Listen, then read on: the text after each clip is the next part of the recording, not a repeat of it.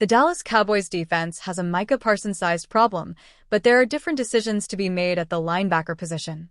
Specifically, who makes the roster and who gets left behind. And one player who Bleacher Report's Gary Davenport is clearly not super high on is Cowboys linebacker Damone Clark, who he suggests the team should cut ahead of the start of the regular season, for one clear reason. Damone Clark isn't a bad NFL linebacker.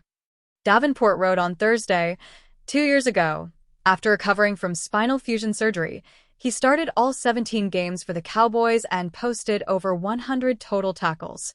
But the converted safety is a liability against the run, and with the Cowboys retooling their linebacker core in the offseason, he finds himself well down the depth chart. Dallas looking at major shift from 2024 linebackers. The team's two starters from last season, Eric Kendricks and DeMarvion Overshown, will likely not play a large part in the upcoming season. Kendricks was not re-signed by the team, whilst Overshown suffered a devastating knee injury in December, tearing his ACL, MCL, and PCL. Although his initial prognosis implied he could well miss the entirety of the 2025 season, reports from back in the spring suggest he could return as early as mid-season. In the meantime, Davenport notes, it will be Jack Sanborn, not Clark, who will be taking Overshown's role at the center of the defense, with new off-season trade acquisition Kenneth Murray and former third-round pick Maris Lofau taking the other starting spots, so saving money on Clark's contract could end up being a clear-cut cap-saving move. Cowboys could be motivated by financial reasons in cut decision. From all indications in training camp, newcomer Jack Sanborn will be Dallas' greened defensive signal caller until DeMarvion Overshown returns from injury.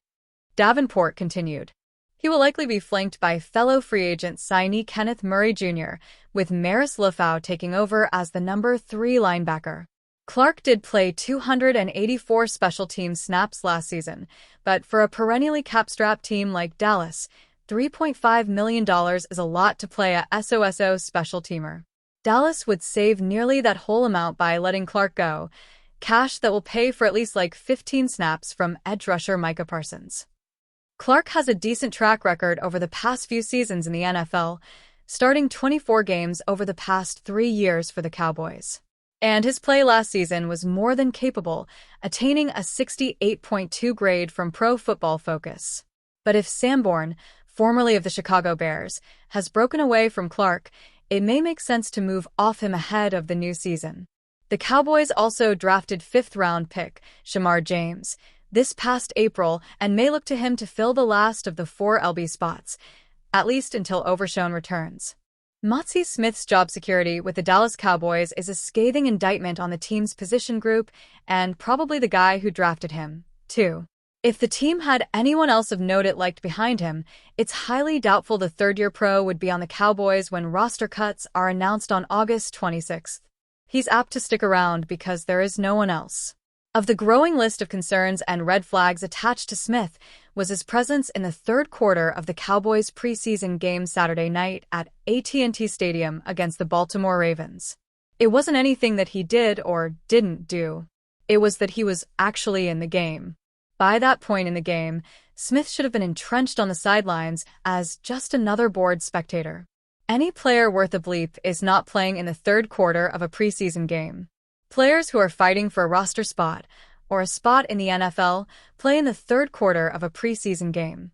For those of you brave enough to watch this game, you watched one of the worst preseason games the Cowboys have played this century. These first 2 fake games under first-year coach Brian Schottenheimer may drive him into retirement before the start of the regular season. The Cowboys lost this one 31-13. Rather than Smith securing his spot on the team and in the league, he is instead nailing down his status as Cowboys Vice President of Player Personnel Will McClay's worst draft pick.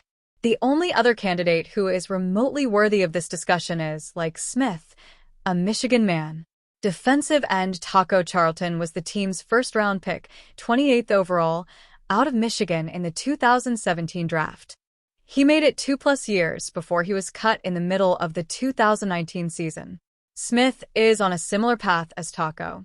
A relatively rare Will McClay draft miss since McClay was handed the task of running the team's draft in 2014, the club has consistently had far more hits than misses on picks.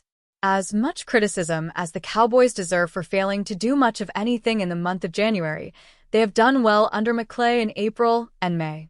An exception is April of 2023, when they used the 26th pick in the NFL draft to select a player who looks great on paper and in the weight room, but not so much on the field. Few are immune to these types of evaluation bombs. The player can lift multiple 18-wheelers with one arm, is blessed with measurables, played at a power conference school, and has just enough positive game footage to convince a team he is worthy of a high grade on his pre-draft report. The team sees what it wants, and the pick fills a need. Smith was drafted for need, and he hasn't come close to filling it. As such, the Cowboys remain vulnerable against the run in the middle. No notable nose tackle since Jay Ratliff. The Cowboys have not had a Pro Bowl caliber nose tackle since Jay Ratliff. If you're too young to know who that is, Jay played for the Cowboys from 2005 to 2012.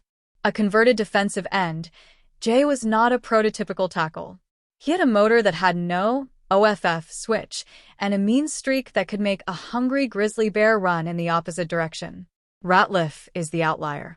McClay has hunted for the more classic-looking nose tackle since he got the job, and he really hasn't found one. With his wide frame, Smith looks like he should be able to play the position. Since he entered the league, other than the Cowboys game last year against the Giants in New York, Smith really has not played the part. He knows it too. When speaking to the local media last week, he didn't do anything other than own all of it. He actually had a few moments Saturday night against the Ravens, but he was playing against the backups of the backups. The problem is the Cowboys have no one else to move him off the roster. So Motsy Smith will stick around a little bit longer, but he's not apt to change his status as the one that McClay badly missed on. The Dallas Cowboys have been adamant that they will not trade Micah Parsons, but longtime NFL reporter Ian Rappaport thinks there is a notable team that will enter the mix if that changes. Rappaport was asked during the Pat McAfee show on Monday about the rumors that the Green Bay Packers have interest in acquiring Parsons. He said he thinks the Packers would be really interested if the Cowboys decided to shop Parsons on the trade market. I would expect that the Packers would be among the teams interested, and I would say I would expect the Packers would be among the teams really interested, Rappaport said. They have paid Jordan Love. They have a bunch of really good young players. There's some guys like Quay Walker they have not paid. They have money to spend, and they are really good. So, that's the kind of team that I would say if Micah was going to be traded, that he'd be going to. Because it's like, we need one final piece. This guy is an absolute dog. He's worth all the money, so pay him all the money. Parsons is set to make just over $24 million this season under the fifth-year option of his rookie contract. He is seeking a new deal ahead of Week 1, and he publicly requested a trade on August 1st. Cowboys owner Jerry Jones immediately downplayed the trade request and suggested the two sides will reach a resolution. Jones has also been critical of Parsons over what the 82-year-old claims was a handshake agreement between the two sides earlier in the offseason. The Packers went 11-6 last year and lost to the Philadelphia Eagles in the opening round of the playoffs. They have more than $30 million in salary cap space, so they would have plenty of money to sign Parsons to a contract extension if they were to acquire him. Parsons, 26, has been one of the best pass rushers in the NFL since Dallas drafted him in 2021. The 25-year-old has 52.5 sacks through his first 63 NFL games, including 12 in 13 games in 2024.